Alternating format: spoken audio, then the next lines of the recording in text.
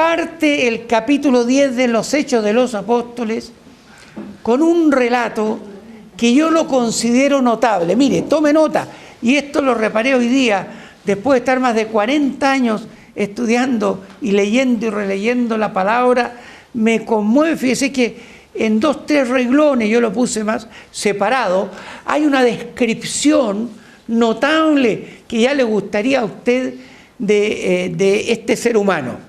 Un hombre llamado Cornelio, su nombre. Su profesión, centurión de la compañía llamada La Italiana. Era un hombre piadoso y temeroso. Y mire, y además agrega, con toda su casa. Había tenido logro que no todos tienen y que es muy falente en la sociedad contemporánea, de poder seguir, y esa es la aspiración de muchos, de que yo y mi casa serviremos al Señor. Y aquí él lo había logrado, a pesar de su condición de romano ajeno. Era entonces lo que llamamos un prosélito, vale decir, personas que no eran de raza judía ni del pueblo hebreo, sino que de las otras naciones que se convertían al judaísmo. Y además agrega que hacía muchas limosnas al pueblo y oraba a Dios siempre. Su acción comunitaria también importante. El cristianismo no es para lobos solitarios. Quizás uno de los grandes trabajos que tiene que hacer el ser humano en su mente es saber trabajar la vida espiritual, vivirla en cuerpo. Vivirla, y para eso requiere mucha renuncia de sus propias ideas, sus propias argumentaciones, sus propios anhelos. Todo aquel que quiera ser mi discípulo, dijo Jesús, niéguese a sí mismo, tome su cruz y sígame. Y entonces, para ser viable esta comunión de la iglesia, requiere mucha renuncia a situaciones personales. Y ustedes ven en el ejército que todos van marchando al unísono, con un objetivo. O les ruego, dice Pablo, les ruego, hermanos míos, por el nombre de nuestro Señor Jesucristo, que hablen todo una misma cosa. Cuando hablen todo una misma cosa, no se van a tener robot, sino que vayamos en los objetivos de Dios en conjunto, y que no haya entre vosotros divisiones.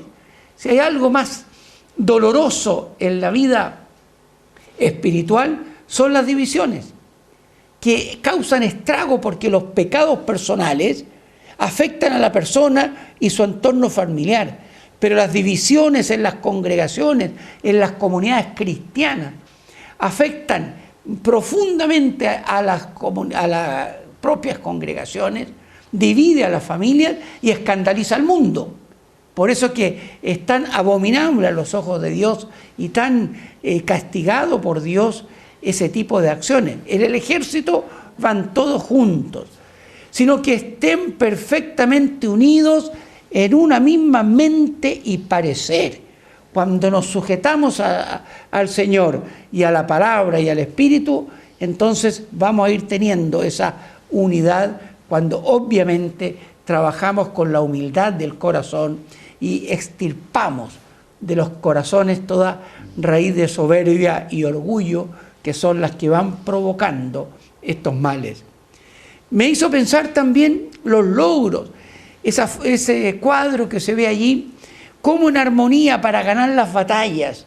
Fíjese que las huestes romanas que la heredaron de Alejandro Magno, y él empezó con estas legiones que después los romanos la tomaron, y con estos escudos que se ponían unos por delante, eran como cuadrados, delante y al medio la gente por arriba.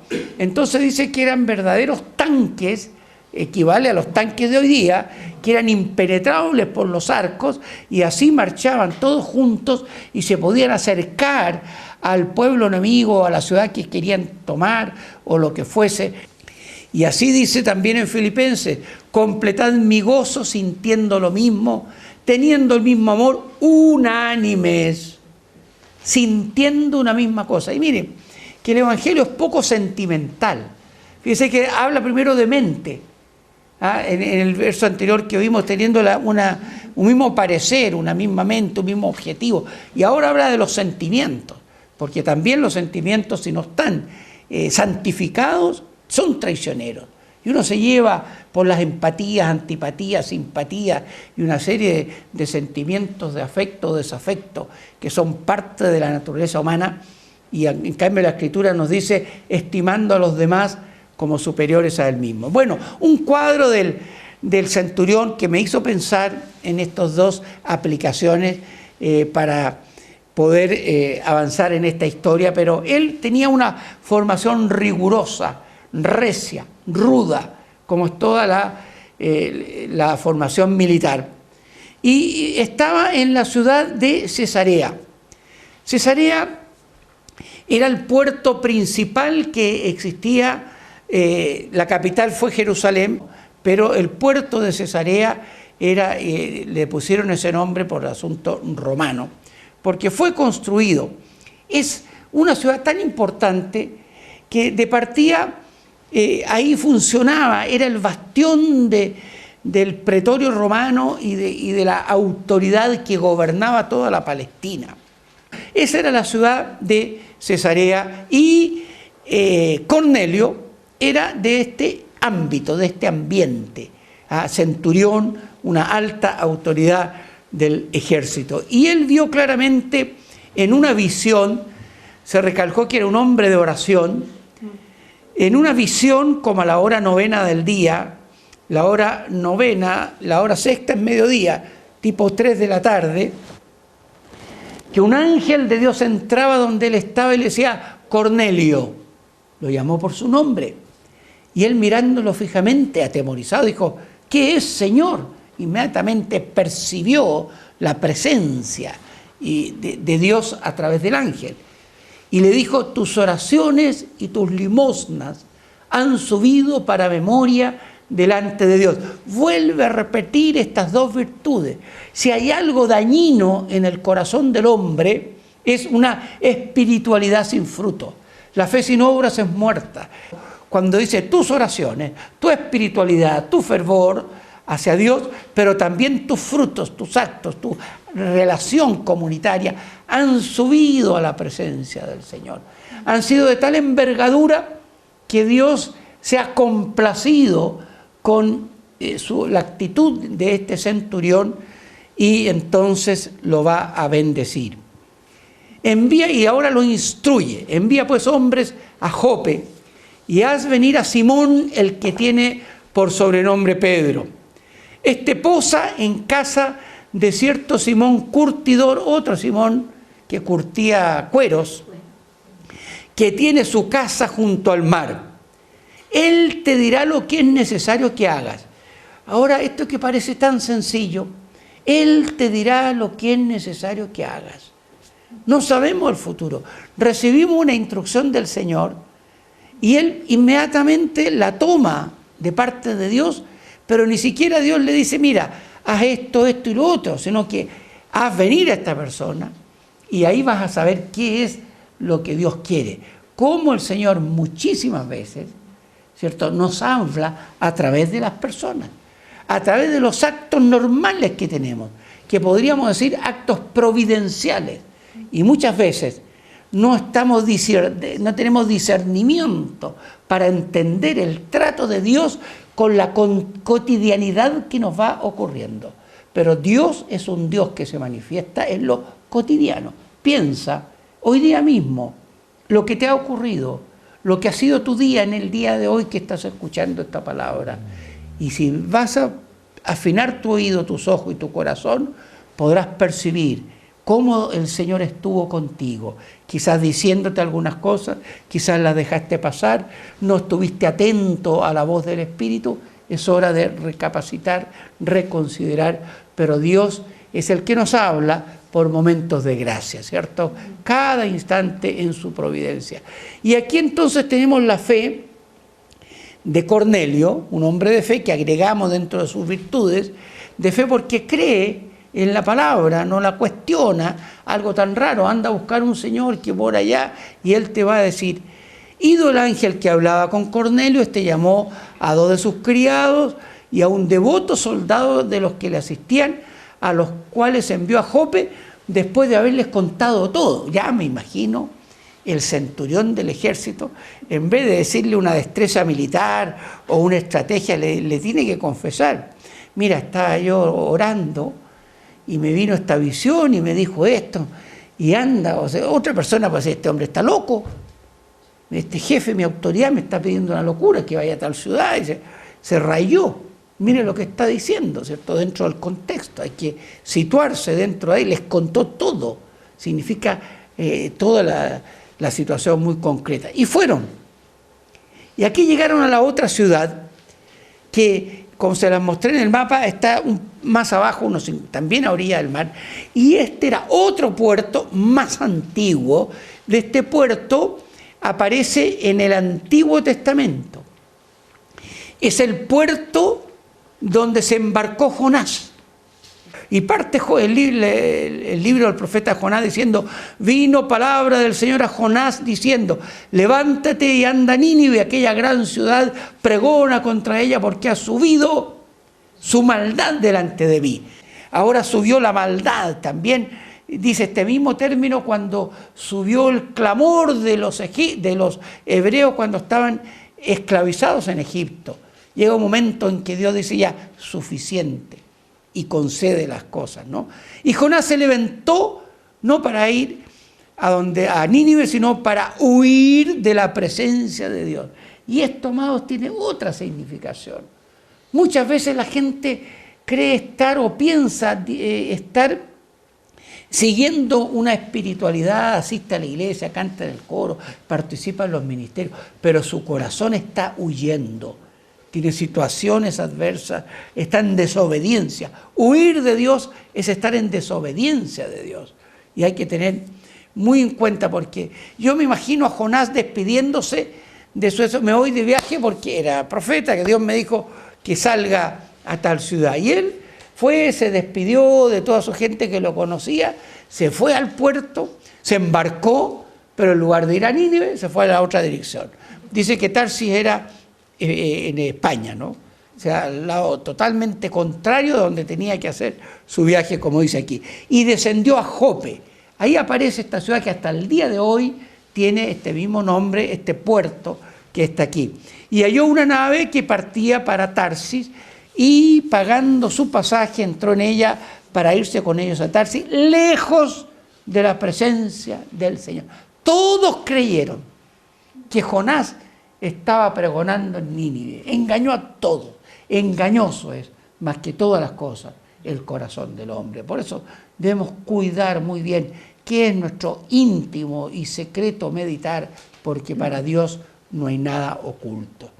¿Se dan cuenta ustedes? Dos ciudades, dos puertos, uno muy antiguo con una historia y otra con muy presente, donde está Cornelio.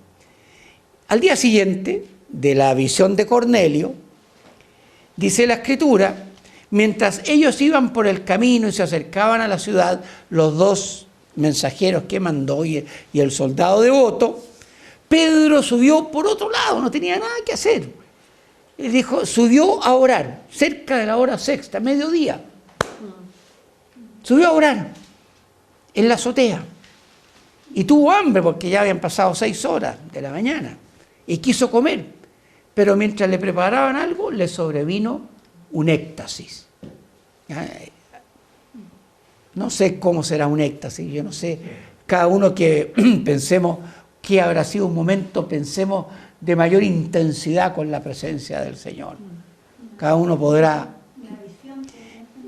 Un momento, yo diría, de mucha intensidad en la presencia del Señor, ¿no? Y vio el cielo abierto. Qué cosa, ¿no? El cielo se abrió. Descendía algo semejante a un gran lienzo que, atado a los 4 puntas, era bajado a la tierra, en el cual había de todos los cuadrúpedos terrestres y reptiles y aves del cielo. Y le vino una voz: levántate, Pedro, mata y come. Y yo me imagino aquí, este dibujo que encontré, aparece en la azotea, y ahí estaba orando él, y orando y clamando al Señor en todas sus, pensando probablemente en todos los cambios radicales que había planteado Jesucristo en toda la cultura y la doctrina judaica. Oíste que fue dicho ojo por ojo, diente por diente, y ahora yo te digo, el que te pega en una mejilla, ponle la otra, para citar uno. Y pensaba en todas estas cosas. Entonces Pedro, cuando le dice que mate y come estos animales inmundos, le dice, Señor, no. Y cuestiona al Señor, eso es muy tierno, ¿no? No, le dice, porque ninguna cosa común o inmunda he comido jamás. Había sido cumplidor con la ley. Volvió la voz a él la segunda vez y con un poquito de reprensión. Lo que Dios limpió, no lo llames tú inmundo. Si yo te estoy diciendo que eso está limpio ahora, entonces créelo. No te pongas a altercar con Dios. Y esto se hizo 3 veces. Y aquel lienzo volvió a ser recogido en el cielo. Y mientras Pedro pensaba en la visión, le dijo el Espíritu. Estaba pensando y el Espíritu le habló en su intimidad. Y le dice, he aquí 3 hombres te buscan. Levántate pues y desciende y no dudes de ir con ellos porque yo los he enviado.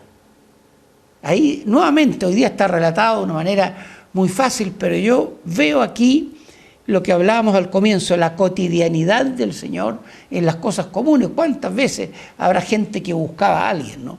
Sobre todo que Pedro era conocido ya en el ambiente en todo ese tiempo que habían pasado. Entonces Pedro, descendiendo a donde estaban los hombres que fueron enviados por Cornelio, le dijo, he aquí yo soy el que buscáis. Él mismo se presentó. ¿Cuál es la causa por la que habéis venido? Otra vez vemos en este santo varón, al igual que Cornelio, su fe, en nunca cuestionar los designios de Dios. Si el Señor nos tiene hoy aquí es por algo. Él tiene propósito. Dios comienza la obra y la termina.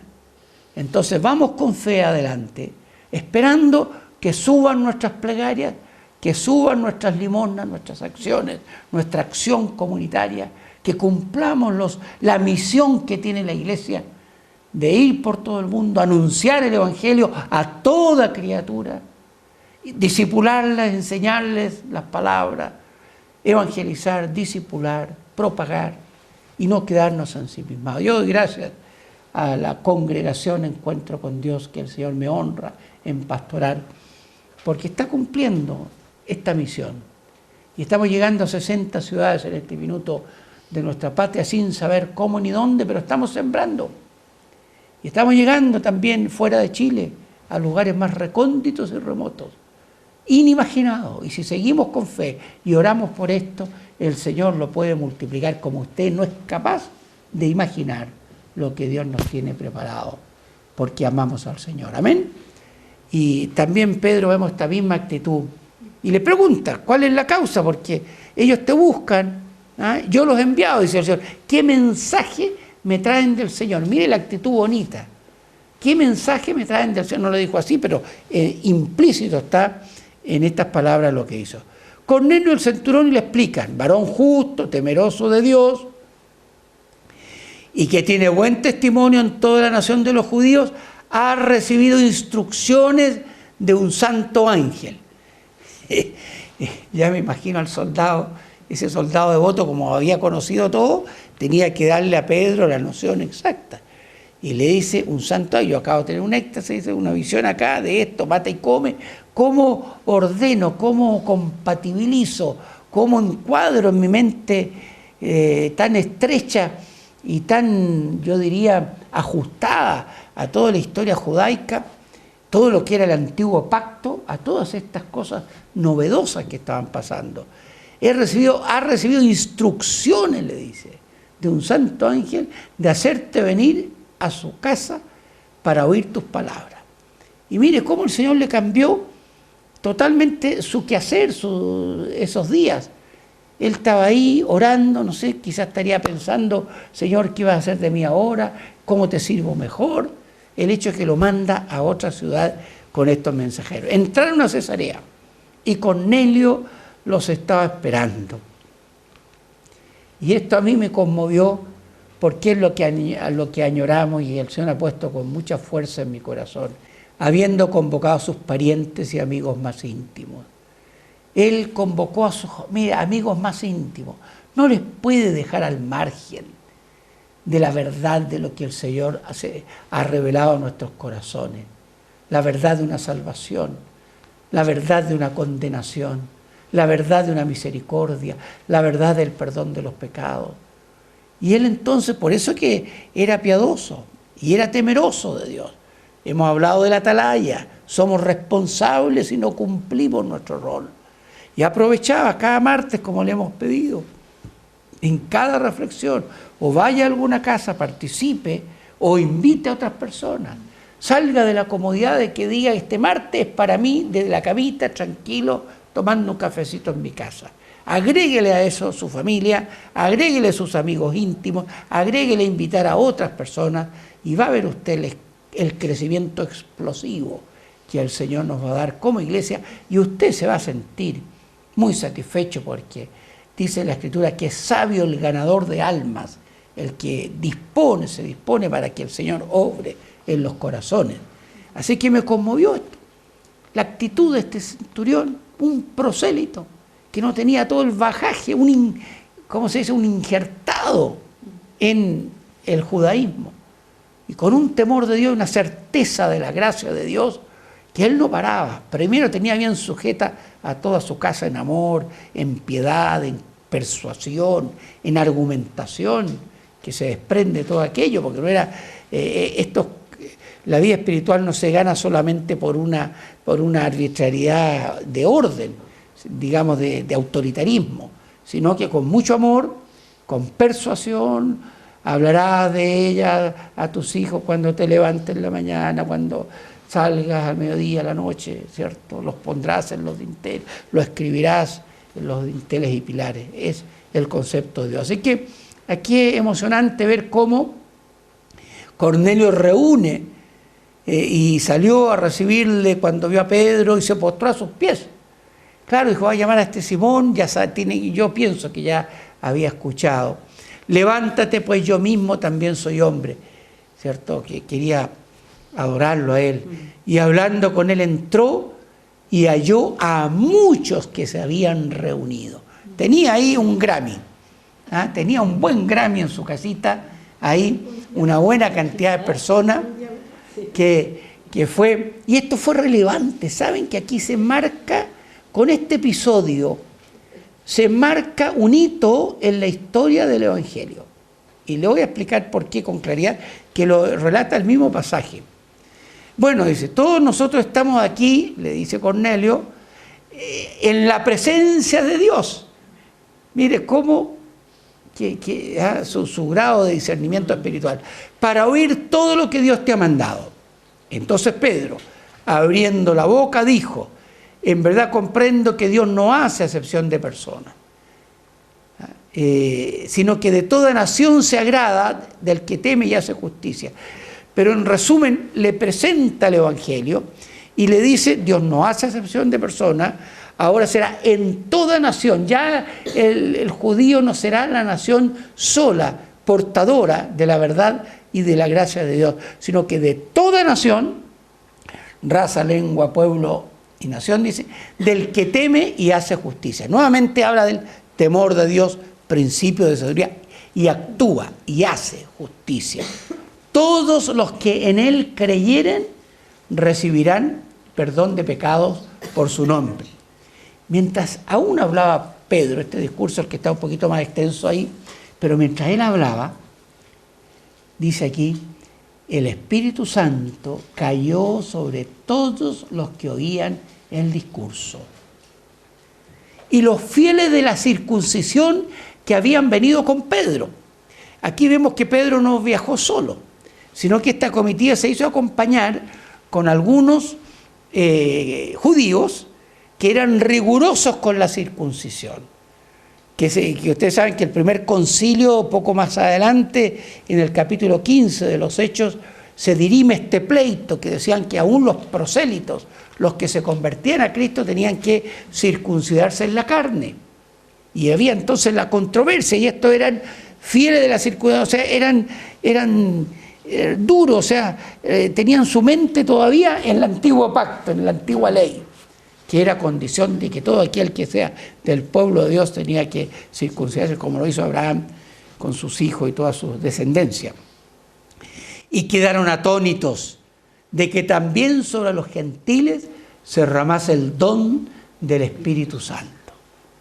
Se quedaron ahí. Acuérdense que el don del Espíritu Santo se derramó en primer lugar a los apóstoles que estaban ahí, ¿no? Y entonces empezaron a ver el mover de Dios que abría las fronteras, que rompía los diques, que cambiaba los paradigmas, que tenía un plan 1000 veces más maravilloso de lo que cualquier judío podía imaginar. Y porque los que oían hablaban en lenguas, igual que en Pentecostés, empezaron a hablar en lenguas. Y magnificaban a Dios, glorificaban a Dios. ¿Cómo sería la llenura en cada uno de ellos que se conmovían? De pronto percibimos esa gracia, ese amor, algo tan sobrenatural que nos conmueve, nos quebranta y nos anima a continuar en este camino, ¿no? Así que magnificaban a Dios. Y entonces respondió Pedro. Y aquí le rompió, reitero, una sistemático toda su mentalidad. Recién aquí Pedro entendió. Recién aquí entendió la esencia del Evangelio. Y respondió: ¿puede alguno impedir el agua para que no sean bautizados estos que han recibido el Espíritu Santo también como nosotros? Y mandó bautizarles en el nombre del Señor Jesús. Y aquí vemos una vez más la doctrina del bautismo, ¿no? Primero se recibe el Espíritu Santo y entonces viene el bautismo, que es el sello, es el acto físico que representa cuando la gente ha recibido al Señor.